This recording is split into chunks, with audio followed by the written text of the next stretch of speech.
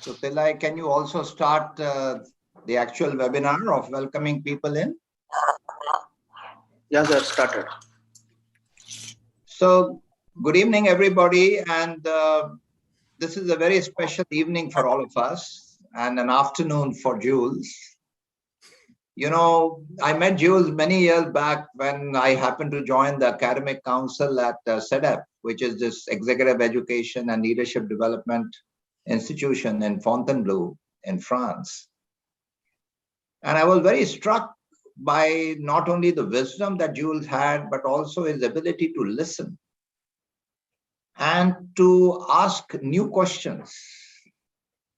I was fascinated by his ability to connect the dots, by the way he was interpreting what was being expressed in the room.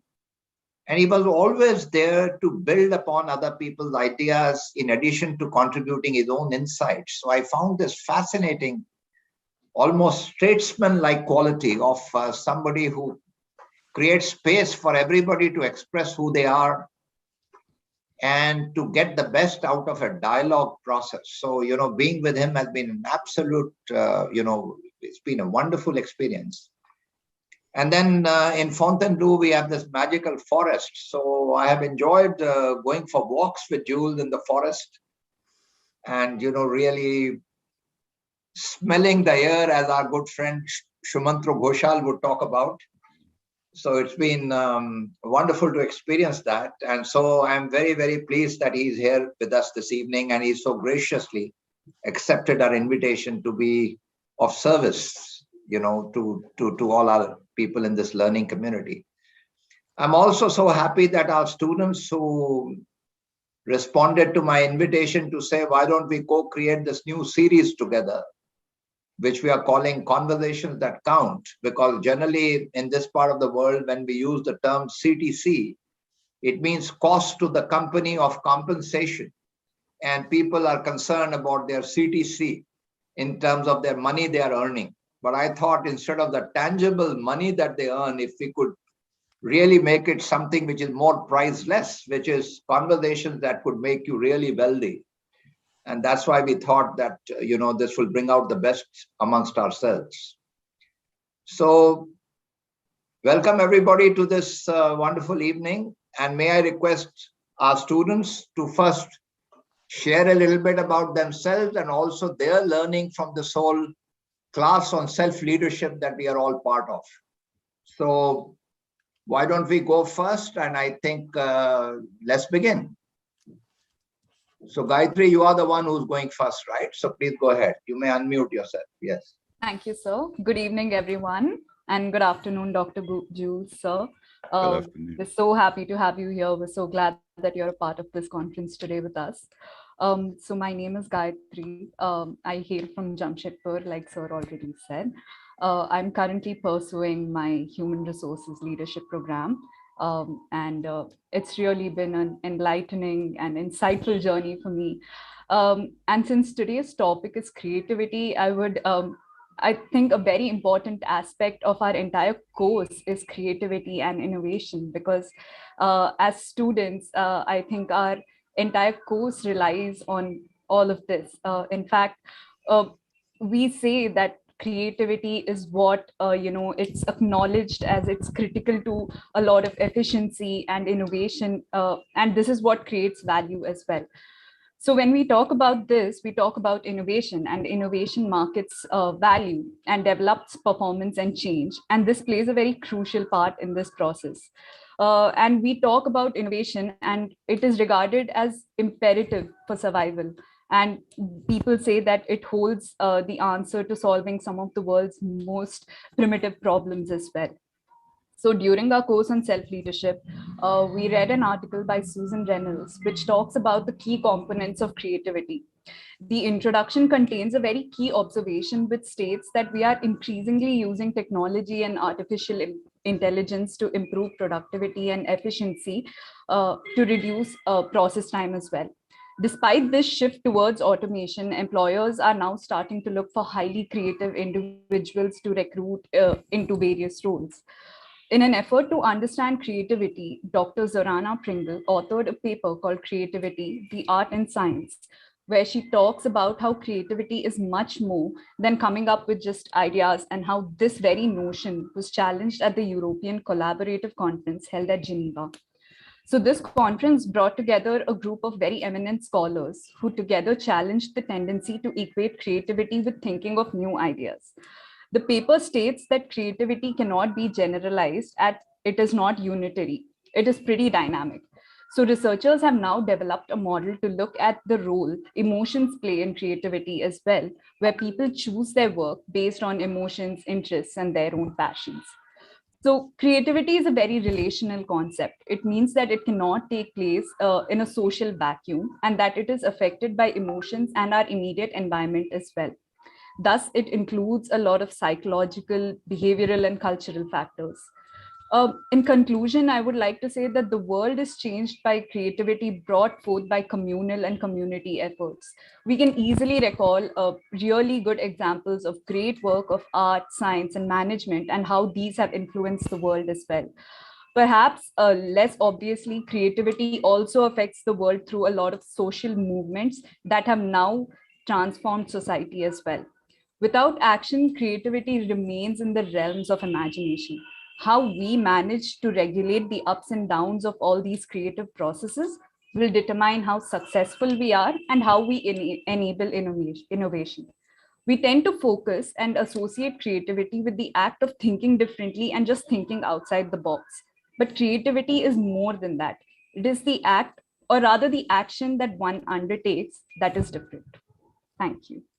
Thank you. Garima Singh, would you like to build upon what Gayatri said? Yes, sir. Hello, sir. Thank you for gracing us. All right.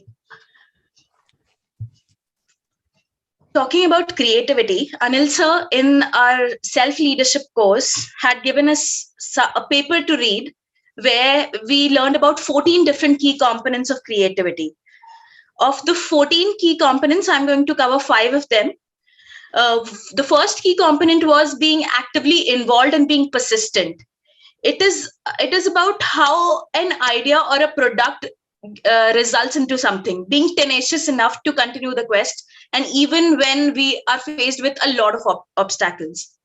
The second key component was how comfortable we are with uncertainty, and in times when it is very difficult to withstand certain circumstances, able to cope with incomplete, missing, inconsistent, contradictory, ambiguous, and uncertain information involved. Comfortable avoiding routine or pre-existing methods and solutions is something that uncertainty is all about. The third key component was domain competence.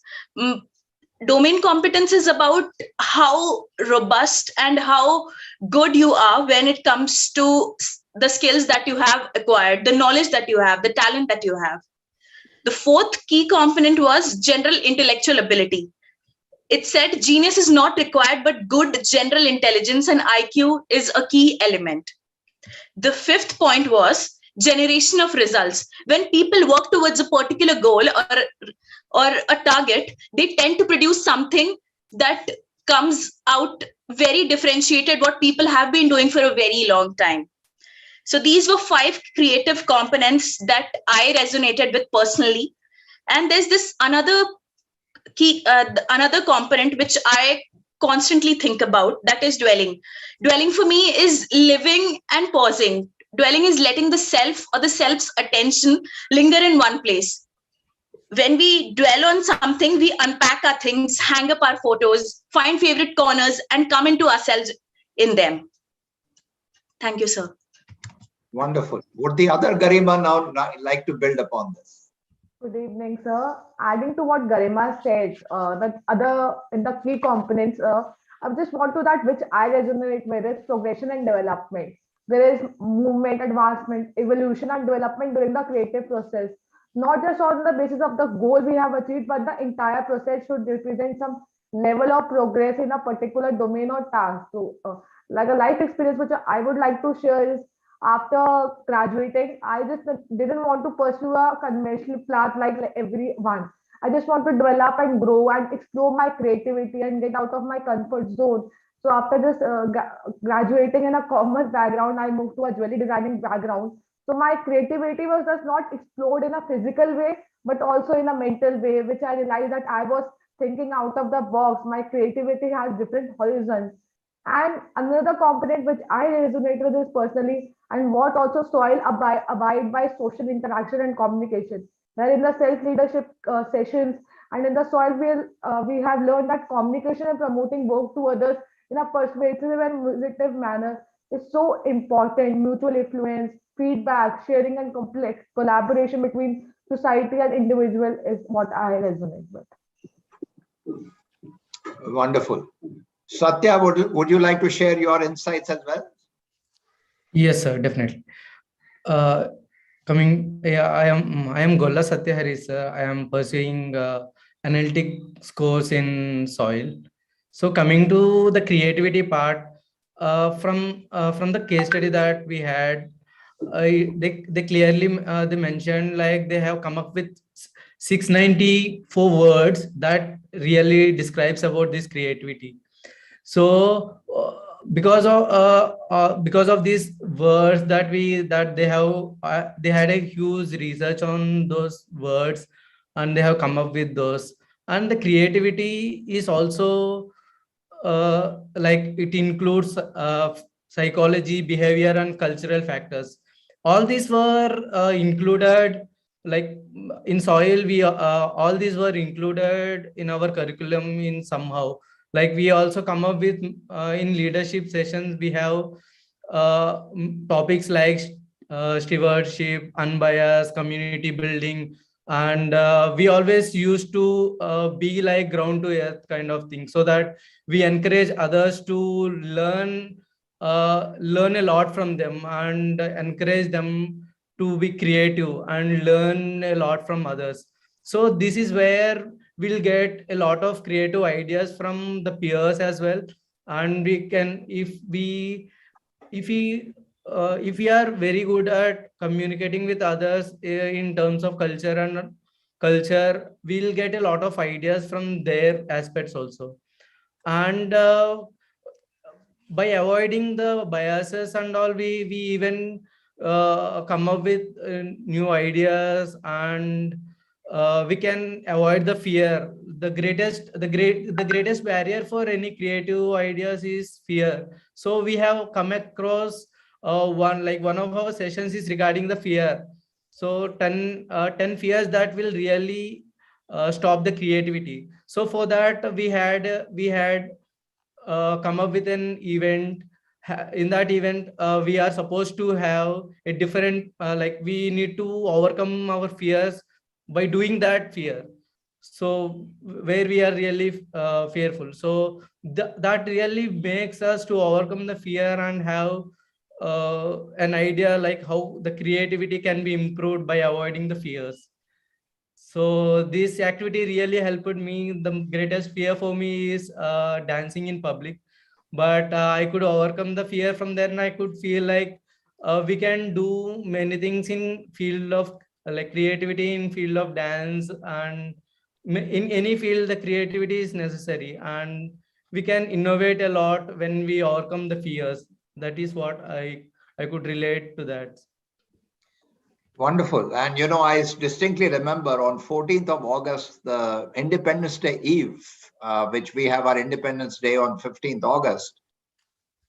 And on 14th evening, we celebrated the freedom from fears. And, students went into the interests of their choice.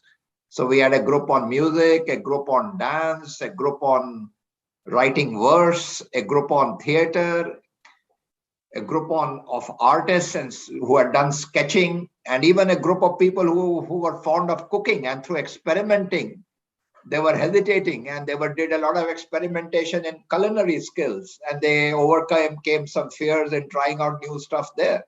So that was a wonderful memory. So at this point, we turn to Jules. And Jules, we are very interested to know from you. Your whole life has been such a fascinating life. So tell us where it all began. Share with us some insights from your life journey, and also connect it to the theme that we are discussing today. Oh gosh, Anil, you make me feel so embarrassed talking about myself. This is not a thing that the English, or indeed the Indians particularly, are good at. Anil, you've always been an inspiration to me. Those conversations, not only in the Fontainebleau Wood, but also in the meetings we had with our colleagues at CEDEP, were always an inspiration, particularly around pedagogy and the art of teaching, or the art of learning, perhaps might be another way of putting it. And I think we did some good work there. I miss those meetings very much. And I'm delighted you've invited me to this session. I like the way you began with the notion of self-leadership. As you know, Anil, I've always been a bit suspicious of the notion of great leaders, because leadership tends to connote the notion of followership, which is the antithesis, of course, of creativity and innovation. Innovation requires, if you like, taking responsibility ourselves for making changes for the better in the world. And sometimes leadership can connote a level of authoritarianism in a society that is very antithetical to everything that we would regard as creative. And if I may just pick up on some of the earlier observations from your colleagues, Anil, I'll come to something about myself in a moment, because the story I want to tell about creativity will involve a couple of stories from my own life and from the lives of others. But I feel honor bound to respond to the rather interesting ideas that came from you all. Gayatri, the role of emotions. Creativity is not a rational process.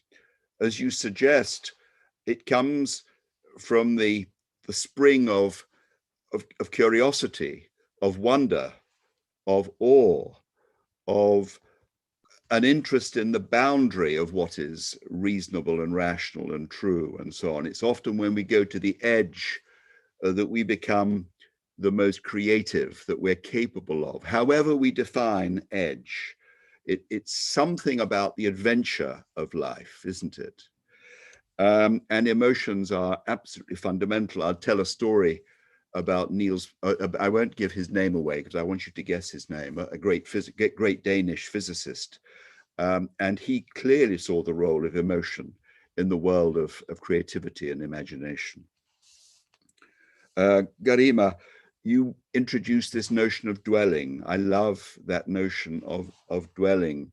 It connects with the idea that creativity requires a slowing down of the mind and not a speeding up of the mind. It's when we're going fast that we're not thinking. It's thinking fast and thinking slow, if you were to borrow from Danny Kahneman's vocabulary and so on. And the art of living in the moment, of not seeking easy or well-stated, carefully stated goals, but being and relying upon our being, our direct experience of life, that I think nourishes our creative spirit. And Garima number 2, if I can call you that. Yes, you introduced the notion of comfort zone, and this links with fear, of course. Creativity feels risky. It's not comfortable. That's why it's important. In fact, fear and discomfort are the very signs that the world gives us that we are in a creative moment, and therefore we should not be too fearful of fear, if I could put it that way.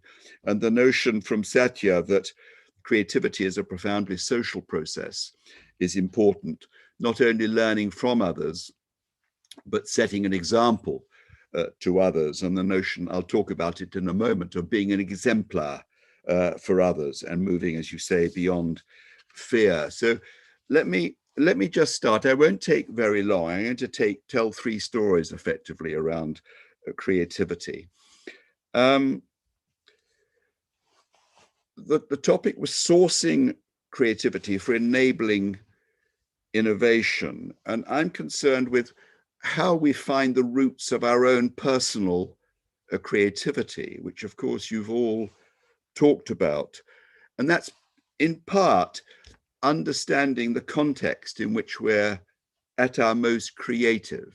Again, if we go back to Kahneman, what kind of setting, what kind of choice architecture is it that brings out the creativity of human beings? I want to start with the notion that we are all creative. It's intrinsic to being human that we have a creative soul. But of course, some contexts are better than other contexts in enabling and bringing out that creativity that lies within us all.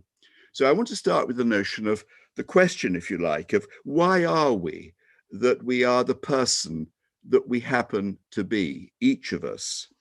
And I think it's beyond the cliche of nature and nurture.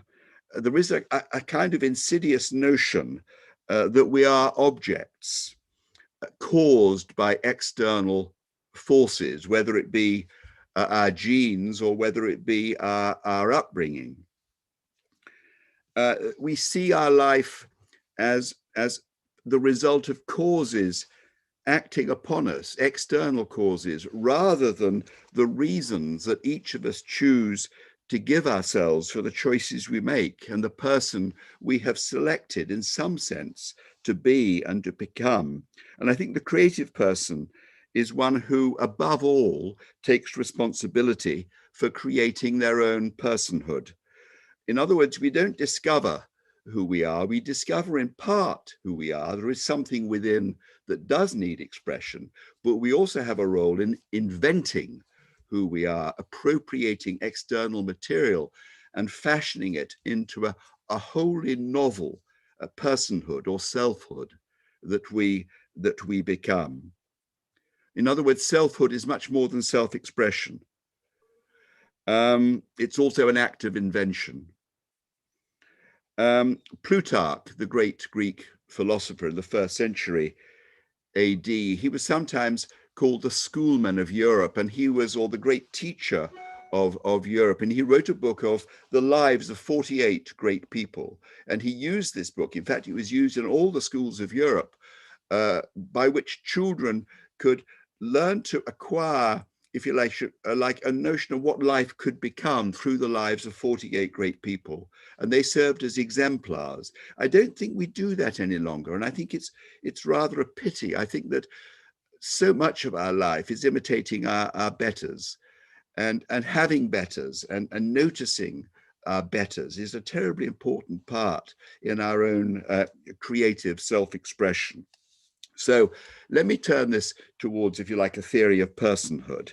I'm going to suggest that each of us becomes who we are in 3 quite different ways. The first is our calling. This is a rather old-fashioned word, our calling or our destiny. That will be the first piece. The second piece will be the circumstances of our life, the dramatic events that happen to us during the course of our life. And third of all, the choices we make, sometimes called deliberation, the way in which we take responsibility for steering our life. Now, let's start with calling.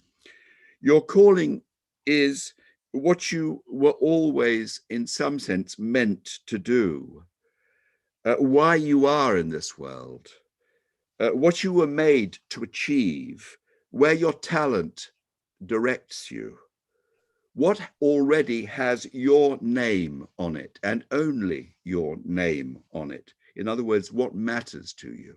So that's some sense of calling. I realize I'm speaking to a very spiritual nation now, and you may regard an Englishman talking in these terms as very, very peculiar indeed, because we are pragmatic and pretty soulless in a way by comparison with all of you in India. So forgive me if I'm coming across as being religious in any way. Second, circumstances, your circumstances. How did you get to where you are? What experiences made you the person you are and the person you have become? What were the unpredictable events in your life that in some sense defined you? There may not be many of them, but they're very precious and very important. And what obstacles, perhaps, we talked earlier about not being deterred and a kind of resilience around the creative mind. What obstacles have you had to surmount in life? So that's circumstance. And finally, your choices. Which of your main decisions have defined you? What did you make happen in life by force of will, by pure choice? What decisions did you choose not to make? And which opportunities in life did you seize or miss? Okay, so let me start with a story about destiny. This is a story from Copenhagen. It's over 100 years ago, and it features a very celebrated physicist. Some of you will know this physicist, but before I tell you his name, let me simply tell you the story, because it's a story about creativity that meant a lot to me when I was much younger. I also think he was one of the greatest figures of the 20th century. It involved a final exam in physics at the University of Copenhagen. And the question on the examination paper was this one: describe how to determine the height of a skyscraper with a barometer. And the answer that the student gave was as follows: you tie a long piece of string to the neck of the barometer, and then you lower the barometer from the roof of the skyscraper until it touches the ground. The length of the string plus the length of the barometer will equal the height of the building. Now, I hope you don't know this story. Nod if you think you have heard. No, you haven't. Good. So it's reasonably fresh. Okay. Now, this student was failed. It didn't show any evidence that he'd listened to any of his professors of physics for what a barometer is used for and how air pressure can be used to tell the height of a mountain, for example. So he was failed, but he protested. He said, look, this was a right answer. I used the barometer. I got to the height of the building. What more do you want? And they said, well, the more we want is a knowledge of physics. And he said, but that was a knowledge of physics. String, length, tie them together, lower it from the roof of the, and he was allowed to have, if you like, a viva. So he had a panel of professors who gave him a chance orally to come up with a better answer. And he was given 6 minutes to come up with an answer. And after 5 minutes of silence, one of the professors said, look, you've used up 5 of your 6 minutes. Hurry up if you want to come up with the right answer. And he said, I have so many answers. I can't think of which one. He said, well, start with whatever one comes to mind. So this is how he responded. He said, well, firstly, you could take the barometer up to the roof of the skyscraper and drop it over the edge of the building and measure the time it takes to reach the ground. The height of the building could then be worked out from the formula H equals 0.5 multiplied by T squared, but of course, bad luck on the barometer. And the professor sat back and thought, this is not the answer we need from a brilliant physics student. This is ridiculous. The barometer is more than just an object to drop off a building. So he realized he hadn't yet passed the exam and got his degree. So he said, well, if the sun is shining, you could measure the height of the barometer and then set it on end and measure the length of its shadow. Then you measure the length of the skyscraper's shadow, and simply by a matter of proportional arithmetic, you could work out the height of the building. This still was not impressing the professors. So he went on. He said, but if you wanted to be highly scientific about it, you could tie a short piece of string to the barometer and swing it like a pendulum, first at ground level, and then on the roof of the skyscraper. The height is worked out by the difference in the gravitational restoring force. T equals 2 into pi times the square root of 1 over g. Now, of course, this is a highly scientific answer, but it's not particularly relevant to a barometer. That's simply an object that can swing back and forth. So he still hadn't passed. He knew this. So he said, or if a skyscraper has an outside emergency staircase, it would be easier to walk up it and mark it off in barometer lengths and then simply add them up. Still not working. So he said, if you merely wanted to be boring about it and orthodox, you could use the barometer to measure the air pressure on the roof of the skyscraper and then on the ground and convert the difference in millibars into feet and inches to give the height of the building. He now knew, of course, that he'd got his degree, but he had one more thing to say to them. He said, but since we are constantly being exhorted by professors such as yourselves to exercise independence of mind and apply scientific methods and be truly creative, undoubtedly the best way would be to knock on the janitor's door and say to him, look, I'd like to give you a new barometer and I'll give you this one if only you'll tell me the height of this damn building. Okay, now that's a story, I think, of extraordinary creativity. One of you mentioned it's more than just coming up with ideas, but clearly coming up with ideas is part of how a scientist operates creatively. Does any of you know, by the way, who the student was? Danish, about 120 years ago, a great friend of Einstein, and a Nobel Prize winner, and his son also was a Nobel Prize winner. Any thoughts on who it was? Somebody has mentioned in the chat box. Ah, brilliant. I need to turn on my chat box. Somebody is mentioning Niels Bohr. It's Niels Bohr, yes, exactly.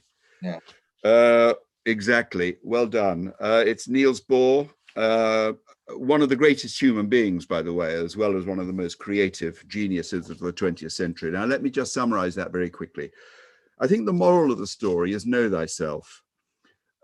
Bohr, as a student, knew himself, I think, extraordinarily well. He knew where his destiny lay. It lay in science. It lay in the physical understanding of the universe. And the moral of the story, I think, for all of us is notice what you're good at, what turns you on, what you take to absolutely naturally and what comes easily, where your mastery lies. I think many of us, particularly those individuals in life who are particularly bright, spend their life trying to do things that they find difficult. I don't think that is the creative route. The creative route is to stay close to your gifts. You don't have to prove that you're clever at everything. Be clever at those things that come most naturally. And I think that was Niels Bohr's great gift. It's when we live closest to our calling, we will be at our most creative. In my own case, I think I knew as a very young boy that I wanted to be a teacher. I had two younger sisters, and one was 1 year younger than me and one 2 years younger. When I came back from kindergarten, having learnt how to read and write, I would, at the end of my school day, I would sit my sisters down in front of me. I must have been a horrible brother. I sat my sisters down in front of me and taught them what I'd learnt that day. So when they went to school, they could already read and write. And I think I spotted very early on that, pompous little prat that I am, I just loved the thought of teaching. I think Anil is in the same boat here, if I may suggest. He's a natural teacher. He loves to share his wisdom. And of course, we learn so much from it. So let me move on to the second story.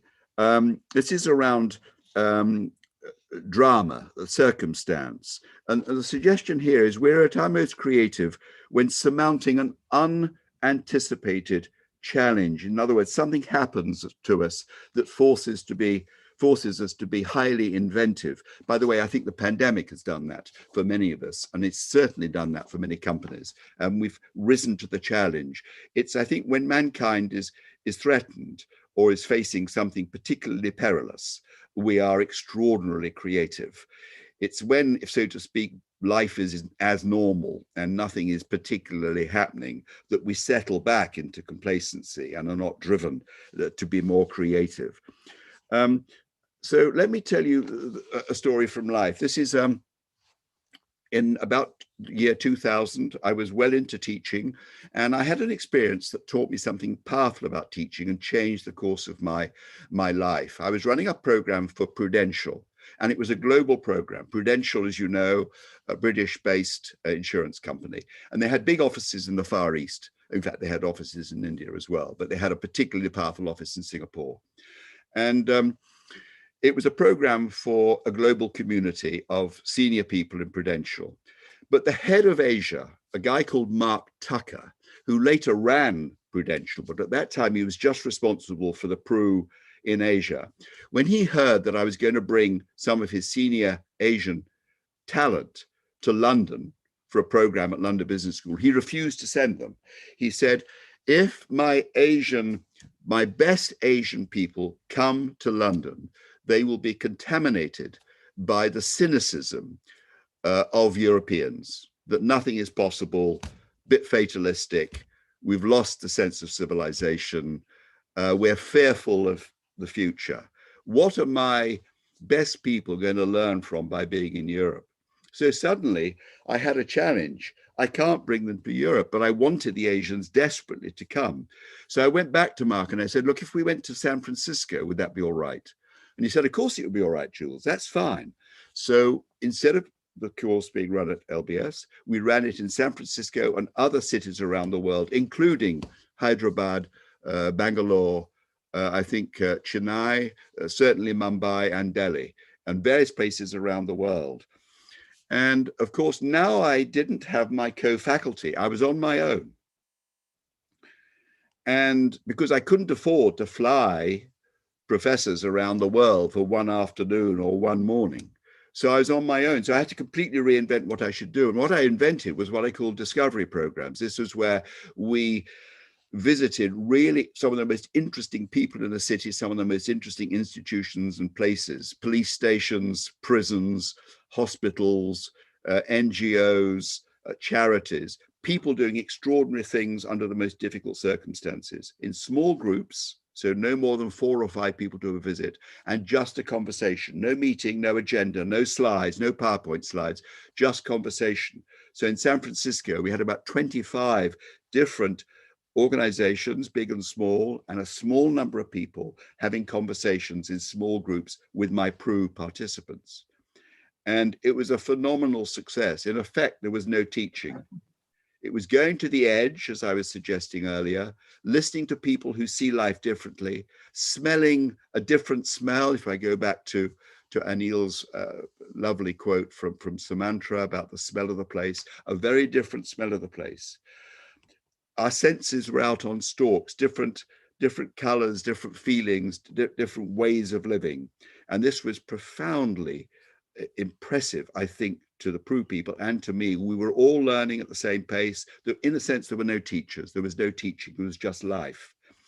And I think that was one of the most important unanticipated events in my life, whereby confronting it and trying to make the best of what felt like a huge obstacle, a huge danger point for my professional life, that completely turned my mind towards a different way of educating others and myself. So let me move now quickly on to the final thing. I'll be as quick as I can. This is around choice and deliberation, not waiting for the world to set us our own challenge, but setting our own challenge and writing our own brief. And here I want to specify a very interesting question I saw recently. This is a corporate question that led to a wonderful invention. This was a car invented by Citroën in the late 1930s. Many of you will know it. It's a Citroën 2 Chevaux. I don't know whether you can see it on my screen. It's that car. Okay. Designed in 1935 or 1936. It went into production immediately after the war, I think in 1947. One of the best-selling cars in the world, a very peculiar car, a very eccentric car, and it was manufactured right up through the 60s and 70s. In fact, I had one myself once.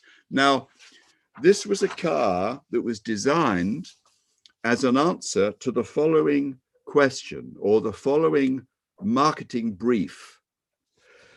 The car needs to be able to carry 4 farmers and over 100 pounds of their goods and harvested crops to market over unpaved roads and manage something like 80 miles to the gallon whilst doing so. They may be carrying eggs, So make sure that the car could drive across a plowed field whilst it's loaded up with eggs, and that eggs won't break. Also, sometimes they might need to carry big stuff like furniture. So make sure you design a solution for that. Isn't that a brilliant brief? If you get a good question, you get an amazing answer. The trouble is, most of our life is addressing banal questions. Improve shareholder value, improve the state of the world. These are questions that are so big that they're unanswerable. We want a question that's neither so big, saving mankind, nor so trivial, making budget, that our imagination is drawn to the question, a question or a brief or a problem of the quality of the one that produced the Citroën de Chevaux. The moral of the story, I think here, the creative moral of the story is that the question is the answer. This is what Einstein said. The question is the answer. Our life is only as good or as moral or as creative as the quality of the questions we address and try to answer. And it's much more difficult coming up with good questions than with answers to them. This is where creativity truly lies. It lies in the middle ground between the macro and the micro. In business, it's not grand visions, nor is it this week's numbers. It's, for example, something like a customer problem that still needs resolving. My daughter works for James Dyson. I think Dyson's attempt to design a vacuum cleaner that didn't require bags was just such a middle-level problem that, of course, has produced an immensely powerful and creative organization in Dyson. And just to close, the choice I made recently, which I think it's nothing like as creative as James Dyson's vacuum cleaner, but the thing that has given me back a sense of some degree of control and meaning to my life is going back to school. At the age of 74, I went back, this is 4 years ago, I went back to school. I read for a master's degree in philosophy by research. And I've always been interested in philosophy, but I'd never studied it.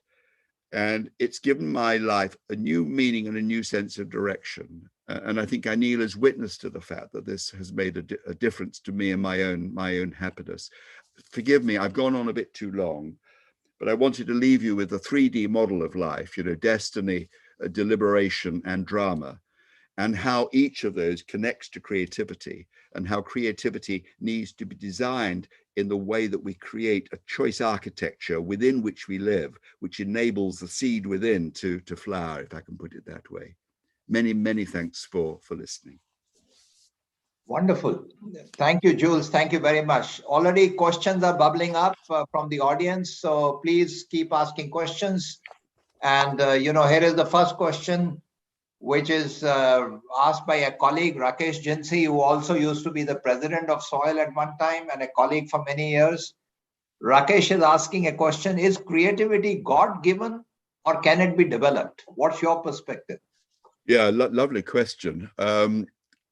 It must be both, mustn't it? There must be something in humanity that enables the creative imagination to flourish, but it can be left fallow. I think all of us are familiar with individuals in life who never touched the creativity that they had within them.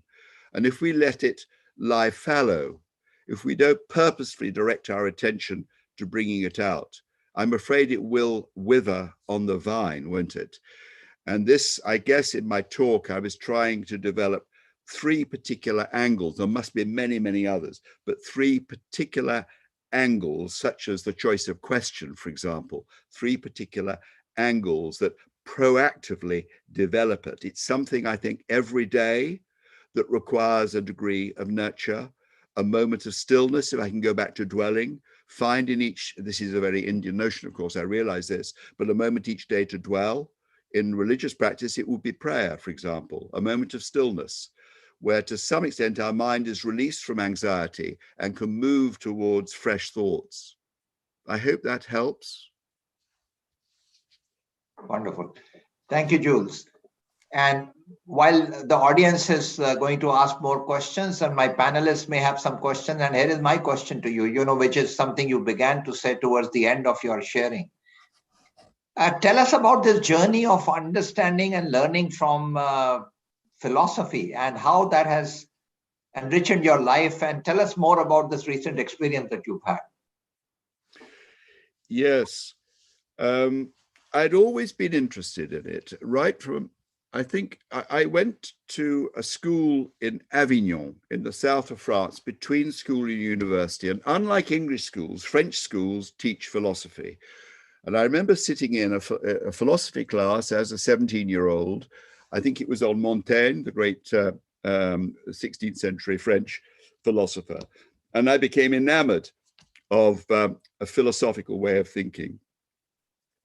But I read business in the States at the Wharton School. I did my PhD on a mathematical model of consumer behavior. I then taught marketing at LBS and worked with 2 or 3 advertising agencies and so on. So I left my philosophical train of thought, and it was only a few years ago where I felt as I was moving towards retirement that this would be a perfect opportunity to go back to school.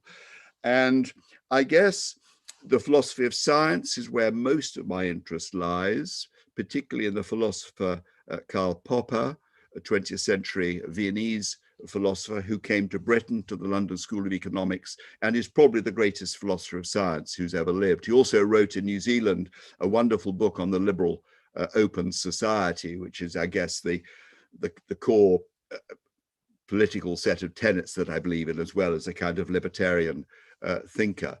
And I think that it brought into focus a lot of stuff that was in my mind but hadn't been clarified. So what it's done is it's liberated my writing. I always found writing very difficult. But since the philosophy course, I've written 3 books. And I think that came directly from a comfort with my own ideas and not wanting always to show off and to be clever, but simply say it as I thought it was. I think one of the problems with education is that it can make us frightened of trying out ideas in the front of others in case they're mistaken. So we stay fairly quiet. And I think at last I was liberated from that need to impress others, which is a stupid objective in life. Yeah, thank you, Jules. Krishan Chopra, who is another colleague who has worked both in soil and also in Aisher Group, where I worked for many years. He's asking a question: what organizational cultural aspects are required to enable creative thinking in an organization? So could you talk something more about organization culture and its attributes? Oh, yes. What a wonderful question. Well, I would say that, Christian, I think we need to, in some sense, dismantle large parts of modern organizational design, particularly hierarchy and bureaucracy. Bureaucracy has recently been priced, or surplus bureaucracy, that's needless bureaucracy, has been priced at $3 trillion in America. $3.1 trillion in America. This is about 18% of gross national product. That's huge wastage, and the way in which we always leave our job more complicated than we found it. We add processes and rituals. We very rarely subtract them. I think that creativity would be massively liberated if there were a bonfire of most of the processes and bureaucratic rules and regulations within an organization.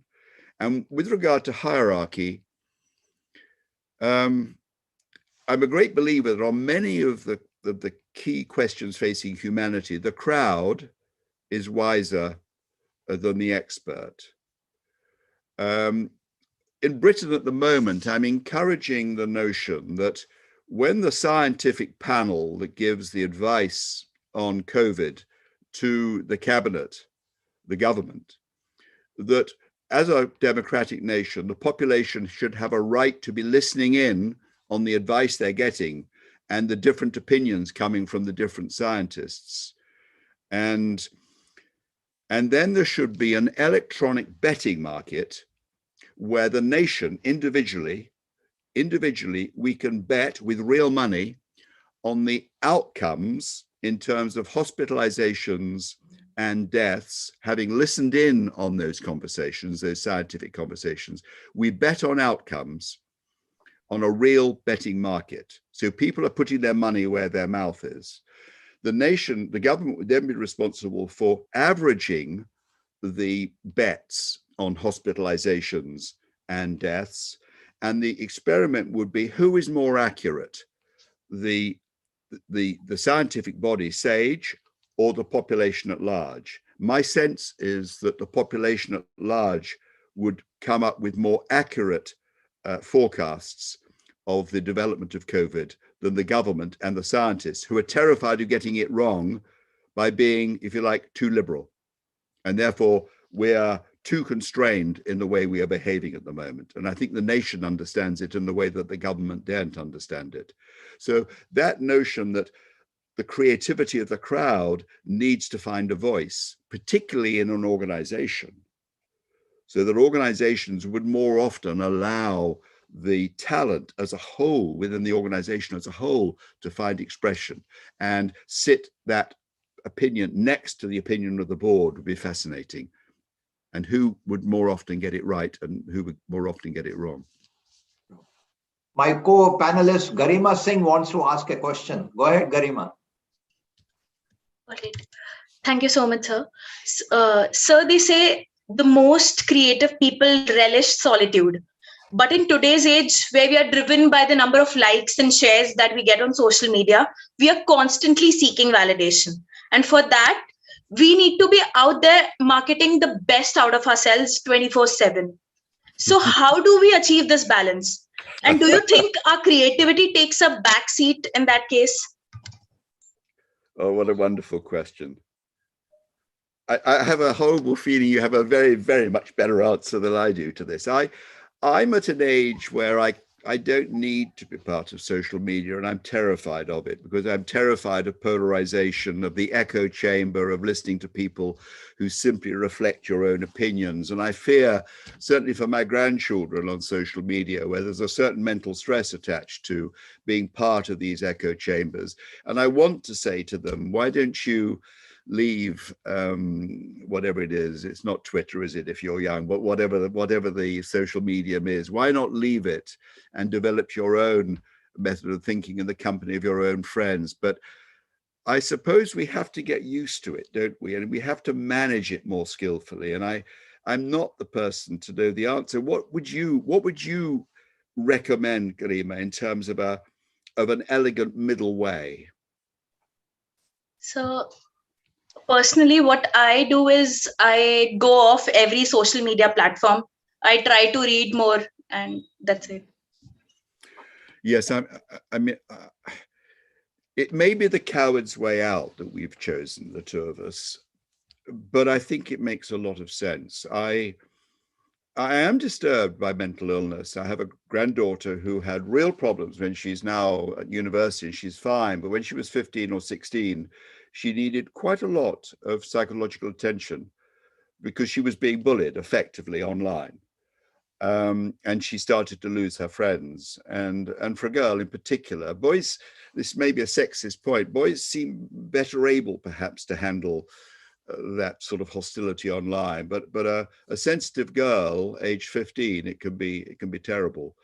And I would prefer it if we were more judicial, perhaps 1 hour a day, no more than that.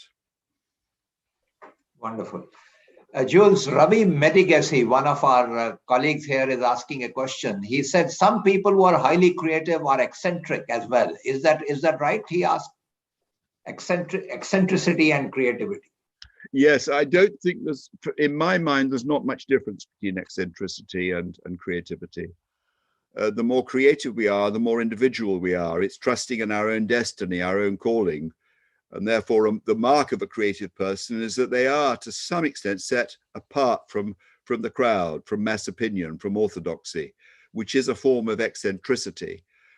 The book I've I've just finished writing. It's called Maverick. And of course, mavericks are eccentrics in some respects.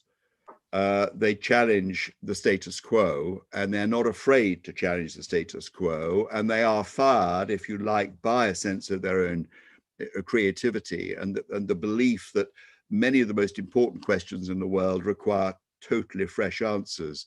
And it's the permission we each give ourselves to be eccentric when it matters, when it's needed, to come up with the right answer to a good question that's sacred. And I personally think of India as a land that is very encouraging of eccentricity. Krishnamurti had a huge influence on my grandparents. He was a friend of my grandparents and had a profound spiritual impact on them. Krishnamurti was a wonderful example of eccentricity and creativity. Yes, absolutely. Sujoy Datta is asking a question: is creativity dual? Can it be good and evil both? Or does creativity by default only point at positivity? Yeah, that's a very interesting question. It has to be dual, doesn't it?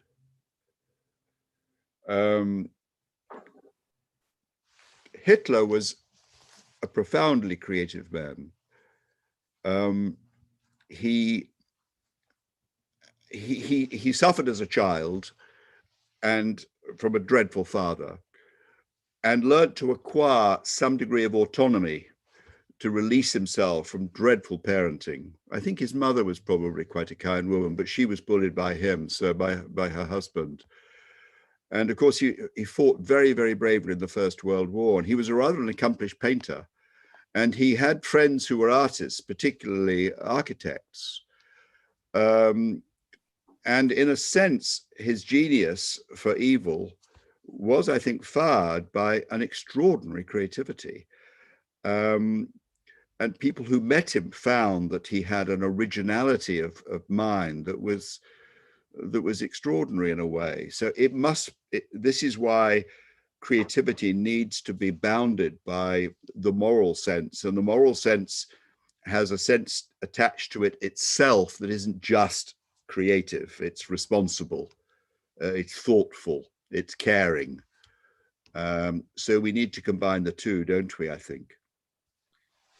Colonel Rakesh Sachdeva, who's my older brother, who currently chairs a degree college in the north of India, in Haridwar, he's asking a question. He's saying there is a talk of clash of civilizations. There is much conflict. Any creative ideas on how to raise people to think in a global way rather than along national states and local and religious kind of, the dogma that people carry? Yes. Well, I think it's travel, isn't it? I think by the age of 21, everyone should have had a chance to have experienced a wholly different culture to their own, and to exercise the philosophical case of interpreting that culture in its own language and making the case for that culture, possibly with a greater skill than that culture can itself. It's rather like an argument. An argument is a powerful argument when we can each express our opponent's idea more skillfully than they can themselves. And it's that reciprocity of thought, the entering into another person's mind. And I think that the clash of civilizations comes about when we retreat, as we were saying earlier, into our echo chambers. Americans never traveling to Europe, Europeans never traveling to Asia, Asians never traveling to Latin America or whatever. It's travel does broaden the mind and increase our tolerance and love of diversity. And this notion of diversity is very important. And I suspect that our educational systems are not giving anything like enough emphasis to diversity of thought, of living in a culture different from ourselves and being a person different from ourselves. It's back to when Neil talked about listening. It's paying attention to the world, taking an interest in difference of opinion. It's loving, not censoring difference of opinion. That's the wrong route, isn't it? Cancel culture route. It's opening ourselves up to alternative perspectives and making sense of those perspectives, because the truth, there is always an element of truth in every opinion that's taken up. I think Montaigne said that whatever man does, there is an element of humanity attached to it. Yes. A former colleague from Tata's who's had a distinguished career, Vinay Kaul, is asking this question: how can we create an environment in organization which encourages questioning versus conformance? You probably answered it when Krishan Chopra's question on culture was asked, but any additional thought before we sum up this evening, Jules? Yes, if I go back to school, too often at school, it was getting the right answer to a question rather than developing the skill of asking better questions. Science is really the skill of asking different questions in a different way. What would the world look like if we were to, be sitting on a star? Is light bent by gravity? So does a beam of light from the sun to Earth bend if it passes close to Mercury? Eddington's great question. And acquiring the art of asking a better question, it has to begin early in life, doesn't it? As parents, taking an interest in our child's view of the world. Paul Feyerabend, I'm muddling him up with Feynman, the great American physicist. His father, on walks when he was 5, 6, 7 years old, was entirely made up of observation and question. So he wasn't Paul, I forget, Richard Feynman. Richard had a father who took an active interest in his son's ability to see the world differently, ask different questions, and come up with different theories from a very, very young age. And of course, there you have another Nobel Prize winner. And that's a parenting role, I think. Not always providing the answers, but providing either questions or eliciting questions. Thanks a lot, Jules. This has been absolutely fascinating to be in dialogue with you and to listen to you today. Here are the 5 things I sourced from this evening's dialogue. For one, each one of us has come to this world with a purpose. You said there is a piece of work on which our name is written. And you said the whole quest in life is to truly ask oneself the question, what is my calling? What is my destiny? The second thing you told us was that when you are curious and when you are exploring new dimensions by not just seeking answers, but by asking new questions, there is great power in that curiosity and asking new questions. And then the events that come, including all the challenges and the drama of life that unfolds, there is a fascinating whole fascinating journey of learning from the drama and learning from the experience that we are being called upon to create, and out of that curiosity. Number 3, you said to us that when we are with the community and when we are taking responsibility for the way we live now, for example, you quoted this very powerful example of advice to government on COVID. You said that there is that wonderful wisdom in crowds, that if people can come together to co-discover and find answers to themselves, and then they're willing to have a stake and not just blaming the government in it. That is a fascinating aspect of how we begin to act as real citizens, where we take responsibility for the way we live now. Then you reminded us it's so very important for us to get out of our comfort zone, when you answered the question on exploring new cultures, you said part of the problem in our education is that we talk about diversity, but we do not encourage enough about this experience of people exploring new dimensions, learning from other questions from others. And particularly what you said, I really was fascinated. How can you explain to other people about their perspective and what they stand for? Through your language, you are trying to understand their culture. And when you are taking their perspective and raising arguments on their behalf, all of a sudden, the truth is revealed to you that it's not your own conditioned mind, but there is something new that is being co-created.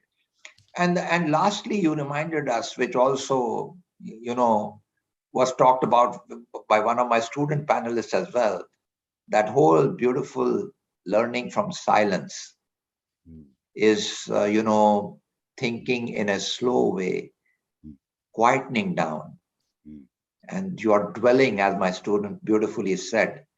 And, that's why you and I enjoyed also the silence and the wonderful beauty of the forest in which we talked. We listened to each other, but we also were, in a sense, listening to the forest and the silence that was speaking to us. So wonderful to have you this evening, Jules. It's an absolute treat, and a treat for all of us, including the students and everybody listening in. So thank you very much, and all the very best to you, Jules. And I can't thank you enough for this gift this evening. Thank you. Thank you all so much, and thank you, Anil, for summarizing it so elegantly, better than I ever could. Thank you, Anil.